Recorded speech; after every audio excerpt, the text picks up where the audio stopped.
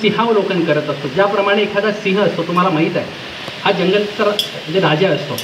तो जेव्हा जंगलामध्ये फिरत असतो तो पुन्हा पुन्हा पाठीमागे वळून पाहतो। याचं कारण असं आहे, त्याच्या मानेवरती आयाळ असते आणि त्याला याची जाणीव असते की आयाळ जेव्हा खाली झुकते तेव्हा आपलं मरण निश्चित असतं।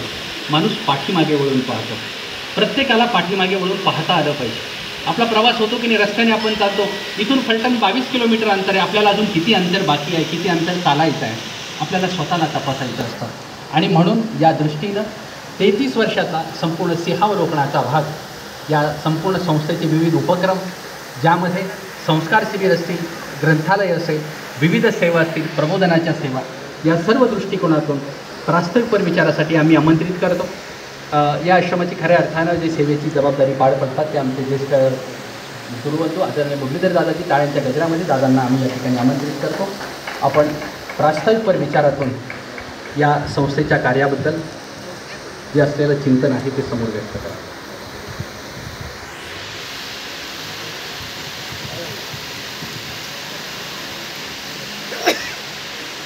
व्रजे प्रसिद्धं नवनीतचौरं गोपाङ्गनानां च दुकूलचौरम् अनेकजन्मार्जितपापचौरं चौराग्रगण्यं कृष्णं नमामि।